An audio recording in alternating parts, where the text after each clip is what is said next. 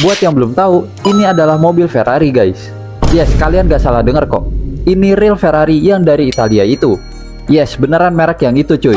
Mobil ini sukses bikin ribut seisi internet dan orang-orang itu banyak banget yang ngomongin mobil ini. Entah karena mereka emang ngikutin industri otomotif ataupun yang enggak. Bahkan gilanya, hal ini tuh sampai bikin sahamnya Ferrari anjlok pas acara launchingnya mobil ini cuy. Gokil sih. Dan banyak banget juga orang yang bilang kalau Ferrari itu lagi ngebadut pas bikin mobil ini. Tapi pertanyaannya, sebenarnya Ferrari ini lagi beneran ngebadut apa enggak sih? Oke, kita lihat dari desainnya dulu aja nih. Ya, coba kalian komen aja di bawah reaksi kalian pas pertama kali lihat mobil ini gimana cuy. Cuma nih ya, yang bikin gua rada bingung sedikit, kok bisa Ferrari Luce ini pakai logo perisai Ferrari di fender mobilnya? Buat yang belum tahu, ini adalah logo Scuderia Ferrari Fender Shield. Nah, singkatnya nih ya, logo ini adalah logo yang melambangkan warisan otomotif Ferrari serta DNA balapnya.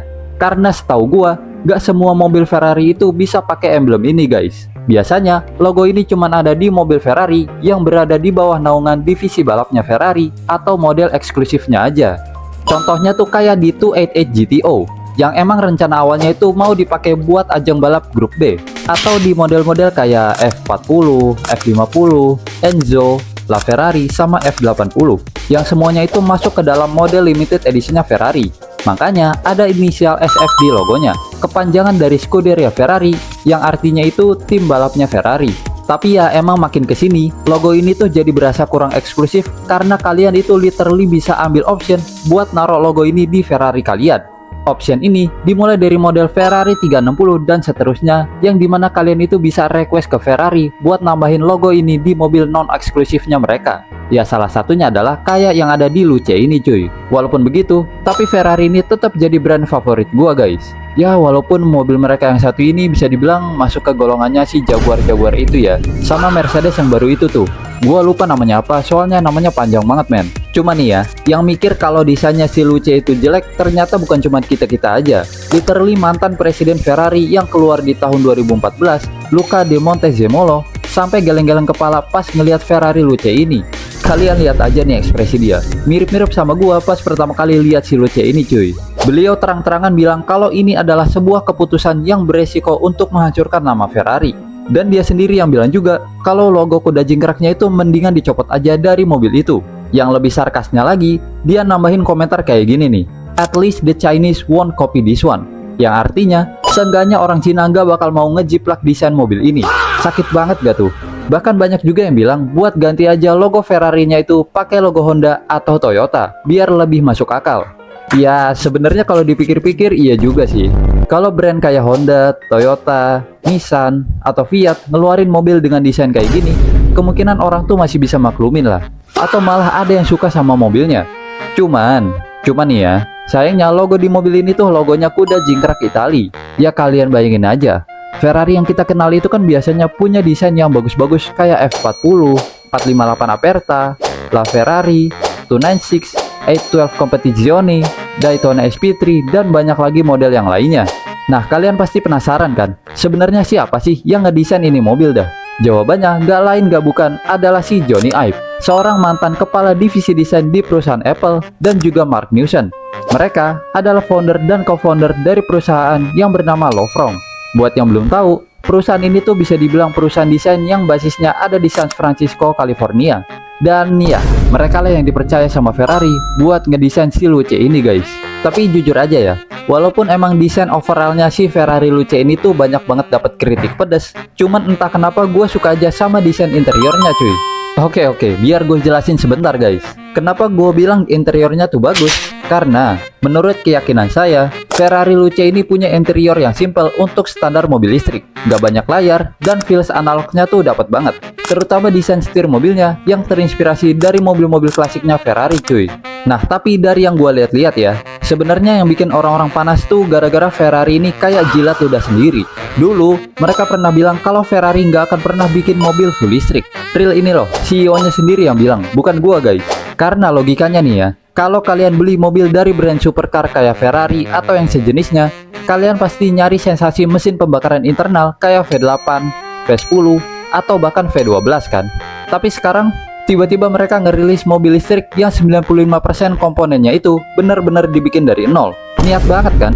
Ngomong-ngomong soal Ferrari yang berani keluar jalur buat bikin mobil listrik ini, kalian tuh tahu gak sih? Kalau jauh sebelum ada drama dari mobil listrik ini, Ferrari ternyata pernah nyemplung bikin kendaraan roda 2. Yap, bener banget. Gimana ceritanya? Sebuah brand yang biasa bikin supercar, tiba-tiba punya sejarah bikin motor. Well, sebenarnya secara teknis bukan mereka yang bikin motornya sih. Nah, makanya mulai dari sejarah, proses development, sampai fakta-fakta gila di balik cerita motor Ferrari ini udah gua kupas tuntas di ebook terbaru gua yang judulnya itu Unexpected Ferrari on Two Wheels.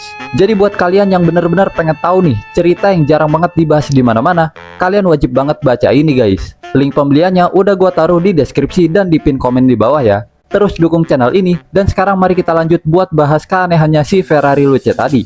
Oke, balik lagi ke topik utamanya nih. Kalaupun nih ya, misal Ferrari tuh emang kepengen bikin mobil listrik, kenapa desainnya tuh harus kayak gini deh? Kenapa nggak dibikin misalkan kayak Rimac Nevera R? Kan bagus tuh. Atau Pininfarina Battista, atau Pininfarina B95. Literally semuanya itu mobil listrik yang punya desain bagus-bagus banget loh. Atau nih, kalaupun emang desainnya itu nggak mau diubah, kenapa nggak proporsinya aja yang di-adjust ulang deh? Kalian bisa lihat sendiri nih, hasil render ulang yang dibikin sama akun sugardesign_1 di Instagram. Ya walaupun emang Ferrari buat si Luce itu lebih ke arah mobil sedan ya. Dan gua tuh sampai coba bikin spek Ferrari Luce gue sendiri nih. Eksteriornya itu pakai warna verde Toscana dan interiornya pakai warna beige Tradizione. Dan ya, gua nggak tahu spek Ferrari Luce gue ini oke apa enggak. Coba kalian komen di bawah ya. Apa mungkin jangan-jangan perlu campur tangan dari Mansory ya guys buat nyelamatin nih mobil. Dan kayak yang gue bilang di awal tadi, saham Ferrari itu anjlok sekitar 8% pas Luce ini di launching. Kalau dirupiahin total duit atau market cap yang hilang itu sekitar 5,3 miliar US dollar atau setara 94 triliun rupiah. Itu tuh setara kayak 3 bulan anggaran MBG loh. Oke, sekarang kita bakal coba kesampingin dulu perihal saham ini buat fokus ngebahas speknya Ferrari Luce cuy. Ya walaupun gue sebenarnya tahu kalian tuh nggak terlalu peduli ya sama speknya mobil ini, tapi coba dengerin dulu aja guys, oke? Nah, Ferrari Luce itu punya kapasitas baterai sebesar 122 kWh yang dibekali dengan 4 motor listrik. Jadi satu motor listrik itu per satu roda. Total tenaganya sekitar 1036 horsepower dan mobil ini punya jarak tempuh di sekitar 530-an km. Akselerasi 0 ke 100 bisa sekitar 2,5 detik dan top speednya di sekitar 310 km per jam. Bagus gak tuh bang? Ya jelas bagus, tapi masalahnya harganya tuh tembus 640.000 dolar atau sekitar 11,4 miliar rupiah loh. Coba sekarang bandingin sama Lucid Air Sapphire yang harganya cuma sekitar 250.000 dolar atau 4,4 miliar rupiah.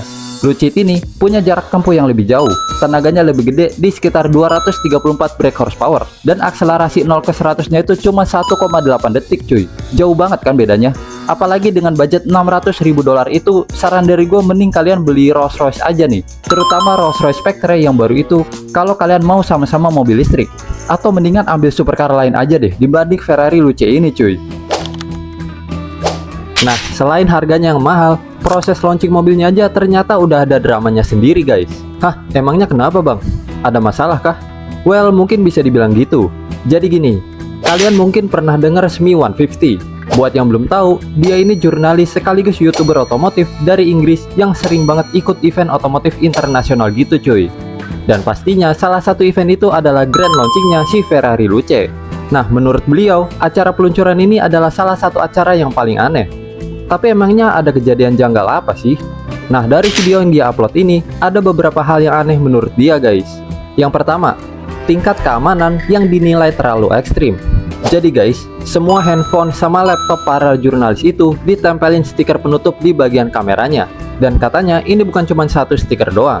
Mulai dari mereka keluar hotel, di tempat parkir, di pintu masuk, sampai ke dalam aulanya itu pasti ada aja petugas yang nempelin stiker ke bagian perangkat kamera mereka cuy. Gila, berlapis-lapis tuh stiker. Yang kedua, para jurnalis ini hanya diberikan slot waktu 30 menit buat ngelihat mobilnya, merekam, dan bikin konten first impression mereka. Hal ini pastinya membuat para jurnalis atau kreator otomotif ini tidak memiliki waktu untuk memproses, mencerna bentuk mobil, atau berpikir kritis mengenai apa yang harus mereka katakan. Yang ketiga, ternyata selama para jurnalis dan kreator itu bikin konten soal Ferrari Luce, ada sekitar 50 orang dari pihak Ferrari, termasuk bagian PR dan insinyurnya yang mengelilingi mereka. Semi bilang kalau pihak Ferrari ini benar-benar memperhatikan dan mendengarkan apa yang diucapin sama para jurnalis di sana. Nah, ini malah bikin para jurnalis dan kreator itu jadi kaku dan gak berani buat memberikan opini jujur mereka, guys. Yang keempat, dan ini yang bikin gua agak gimana gitu dengernya. Jadi Smi dan pastinya kreator lain harus menandatangani kontrak yang menyatakan bahwa jika terjadi kebocoran informasi atau gambar soal Ferrari Luce, maka mereka harus membayar denda ganti rugi sebesar 600.000 euro atau sekitar 10,5 miliar rupiah. Ini jujur janggal cuy, karena angka dendanya tuh gede banget loh. Yang kelima, para kreator ini ternyata tidak diizinkan untuk menggunakan kamera mereka sendiri. Mereka dipaksa menggunakan operator kamera dan peralatan milik Ferrari, guys. Nah, lucunya nih ya, para kreator ini kan udah tanda tangan perjanjian yang kalau mereka nyebarin file rekaman launchingnya Luce, itu bisa kena denda ratusan ribu euro kan. Tapi anehnya, file rekamannya tuh malah ditahan oleh Ferrari sendiri coy. Dikasihnya tuh baru pas beberapa jam sebelum batas kontraknya tuh habis. Menurut Smi, ini ya jelas di luar nalar lah. Karena ya gimana caranya mereka bocorin sesuatu kalau file aslinya aja dipegang sama Ferrari. Mana udah diancam pakai denda miliaran pula. Gokil. Dan yang terakhir banget nih, sumpah ini agak aneh juga sih menurut gua. Jadi Ferrari ini terlihat kayak sengaja mendahulukan konten kreator teknologi seperti MKBHD, Clio Abrams, dan lain-lain sebagai gelombang pertama yang boleh melakukan test drive di sirkuit rahasia, bahkan bisa mendapatkan sesi interview dengan Johnny Ive, si desainer Ferrari Luce itu sendiri. Sementara itu, para jurnalis dan kreator otomotif seolah kayak dinomorduakan untuk kasus Ferrari Luce ini cuy. Coba kalian komen di bawah deh tanggapan kalian soal pengalamannya Smi 150 guys. Nah, tapi ya guys, terlepas dari semua asumsi yang ada di internet, sebenarnya alasan terbesar kenapa Ferrari akhirnya mau bikin mobil listrik bukan cuman karena tren EV itu sendiri, tapi karena regulasi emisi dari Uni Eropa cuy. Hah, maksudnya gimana tuh bang? Oke, jadi semuanya berawal dari regulasi Uni Eropa tahun 2019 nomor 631, yang kemudian direvisi melalui regulasi Uni Eropa tahun 2023 nomor 851. Aturan ini mengharuskan setiap pabrikan yang menjual mobil baru di Eropa untuk memenuhi target rata-rata emisi CO2 line up-nya. Dan pastinya targetnya itu makin ketat setiap beberapa tahun cuy. Di tahun 2025, emisi yang dihasilkan itu harus turun 15% dibanding tahun 2021. Terus di tahun 2030 harus turun 55%. Dan target untuk 2035 adalah 100% pengurangan emisi CO2 dari mobil-mobil baru. Ini artinya hampir seluruh mobil bensin dan diesel yang baru tidak lagi bisa dijual di Uni Eropa sana guys. Kalau misalkan pabrikan gagal untuk memenuhi target tersebut, dendanya juga nggak main-main. Mereka harus membayar 95 euro untuk setiap gram CO2 yang melebihi batas yang ditentukan. Angka itu nantinya akan dikalikan dengan seluruh mobil yang mereka jual di Eropa. Nah, buat brand gede kayak Volkswagen, pastinya potensi denda mereka itu bisa mencapai miliaran euro guys. Dan pastinya Ferrari juga gak kebal dari aturan ini cuy. Di tahun 2015, Ferrari sama Aston Martin pernah kena denda sekitar 411.000 euro karena rata-rata emisinya itu ngelewatin batas yang ditetapkan. Tapi nih ya, posisinya Ferrari ini sedikit beda dibanding pabrikan yang lain. Karena volume penjualannya di Eropa itu relatif kecil, Ferrari ini masuk ke dalam kategori yang namanya itu Small Volume Manufacturer. Nah, ketentuan khusus buat produsen volume kecil ini yang sering disebut oleh media sebagai Ferrari Amendment. Soalnya negara Italia sendiri yang minta biar ada kelonggaran buat produsen mobil eksotis. Dari orang dalam ini mah coy. Jadi walaupun Ferrari biasanya memproduksi belasan ribu unit per tahun secara global, tapi sebenarnya jumlah produksi unit mobilnya untuk kawasan Eropa itu jauh di bawah 10.000 unit per tahun guys. Inilah yang bikin Ferrari dapat tenggat waktu yang lebih longgar dibanding pabrikan yang lainnya. Mereka tetap wajib penuhin target batasan emisinya.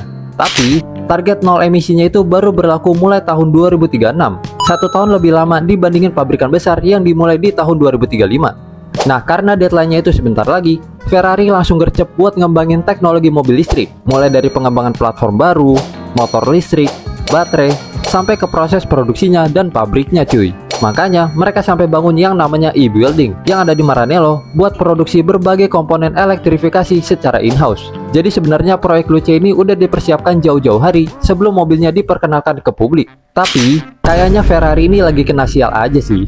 Jadi pas Ferrari udah investasi miliaran euro dan bahkan hampir kelar ngembangin si Luce, Uni Eropa ini malah mulai melonggarkan sebagian kebijakan emisinya loh ya. Di 2025 kemarin, target emisi periode 2025 sampai 2027 nggak lagi dihitung per tahun, tapi dirata-ratakan selama 3 tahun. Artinya, pabrikan yang sempat kelewatan batas emisi di 1 tahun masih punya kesempatan buat nutupin kekurangannya di tahun berikutnya tanpa langsung kena penalti. Terus di akhir 2025, Uni Eropa juga ngumumin kebijakan baru yang buka peluang lebih besar buat teknologi kayak e-fuel dan juga bahan bakar yang lebih family friendly guys. Ini artinya masa depan mesin pembakaran internal itu jadi jauh lebih fleksibel dibanding beberapa tahun sebelumnya. Coba deh kalian bayangin kalau kalian ada di posisi Ferrari guys. Udah mah keluar banyak duit buat bangun fasilitas baru, kembangin teknologi listrik dari nol, bikin mobil listrik pertama mereka buat ngadepin regulasi, tapi pas mobilnya hampir diluncurin, kebijakannya malah berubah dadakan. Gue jadi mulai mikir kalau yang ngebadut itu sebenarnya si pemerintah Eropanya cuy, bukan Ferrari. Kasian mereka malah kena hujat mulu loh. Hal ini juga kelihatan dari strategi bisnisnya Ferrari sendiri. Di acara Capital Markets Day 2025, Ferrari malah nurunin target kontribusi mobil listriknya untuk tahun 2030 dari sekitar 40% jadi cuma sekitar 20%. Sisanya mereka bakalan tetap produksi mobil hybrid dan mesin pembakaran internal. CEO Ferrari, Benedetto Vigna, bahkan tegasin kalau dia gak mau maksain elektrifikasi kalau permintaan pasarnya aja juga belum beneran ke arah sana guys. Tapi ya gara-gara hal itu, saham Ferrari ini sempat anjlok sekitar 16% dalam 1 hari setelah presentasi itu. Dan pas tahun 2026-nya malah turun lagi sebanyak 8% pas di launchingnya Ferrari Luce di Roma cuy. Emang apes banget lah si Ferrari ini. Jadi kalau ditanya apakah Ferrari Luce ini lahir murni karena dipaksa sama regulasi, well nggak juga sih guys. Menurut gua, Ferrari Luce itu lebih pas disebut sebagai strategi jangka panjangnya Ferrari. Mobil ini bantu nurunin rata-rata emisinya armada mereka, supaya Ferrari tetap bisa mempertahankan penjualan mobil bermesin V6, V8, bahkan V12 selama regulasinya masih mengizinkan. Nah, di sisi lain, Luce juga jadi bukti kalau Ferrari itu udah kuasain teknologi listrik. Jadi ya kalau suatu saat nanti market itu mulai beneran gerak ke kendaraan listrik semua, at least Ferrari udah siap buat bikin produknya cuy. Dan siapa tahu, mungkin mobil listriknya Ferrari yang selanjutnya ini bisa punya desain dan performa yang jauh lebih bagus dari Luce ini guys. Cuma nih guys, walaupun Ferrari Luce ini banyak banget menuai kritik pedas, tapi jangan salah, mobil ini tetap habis kejual loh. Yes, kalian gak salah dengar cuy. Ferrari Luce itu punya alokasi sekitar 88 unit untuk pasar Cina dengan harga 3,9 juta yuan atau 580.000 US dollar. Dan pas unitnya ini dirilis di sana, semua alokasinya itu langsung habis dipesan sama warga sana coy. Gokil dah. Tapi kok bisa laku sih bang? Desainnya aja kayak gitu. Well, pertanyaan gue sebenarnya sama kayak kalian guys. Kok bisa? Bukan yang itu maksudnya. Jujur gue juga kurang tahu sama jawaban pastinya sih. Tapi kalau menurut analisis gue yang gacor ini, kemungkinan orang-orang di Cina yang beli Ferrari Luce itu sebenarnya lebih ngejar status sosial dibanding spek atau estetika cuy. Ya kalian coba pikir aja deh, mobil listrik di Cina yang gacor-gacor itu kan ada banyak ya. Literally mobil tercepat di dunia sekarang itu adalah mobil listrik dari Cina guys, yaitu BYD Yangwang U9 Extreme yang top speednya ada di 496 km per jam cuy. Gokil gak tuh? Tapi bang, sebenarnya kan lebih cepat Koenigsegg Yasko Absolut. Itu masih klaim aja sebenarnya cuy. Jadi belum bisa dibilang official. Itulah kenapa menurut gua orang-orang di Cina itu rela beli Ferrari Luce cuman buat sekedar ngejar status sosial aja. Atau bisa juga ada kemungkinan kalau alokasi Ferrari Luce itu dibutuhin buat bisa dapetin slot alokasi untuk model Ferrari yang lebih eksklusif lagi cuy. Bisa juga kan? Oke, jadi balik lagi ke pertanyaan awal video ini. Ferrari itu sebenarnya beneran ngebadut apa enggak sih pas bikin Luce? Jujur makin gua kulik makin bingung jawabnya guys. Tapi menurut kalian gimana? Apakah desain Ferrari EV yang selanjutnya bakal lebih baik dari Luce ini? Atau malah makin absurd? Coba tulis pendapat kalian di kolom komentar ya guys. Dan kalau kalian mau tahu sisi lain Ferrari yang jarang dibahas, kalian bisa cek ebook gua lewat link yang ada di deskripsi ya. Jangan lupa juga buat like video ini dan subscribe supaya kalian tahu info menarik soal mobil-mobil langka dan unik di channel ini. Gua Ali, cabut dulu, ciao.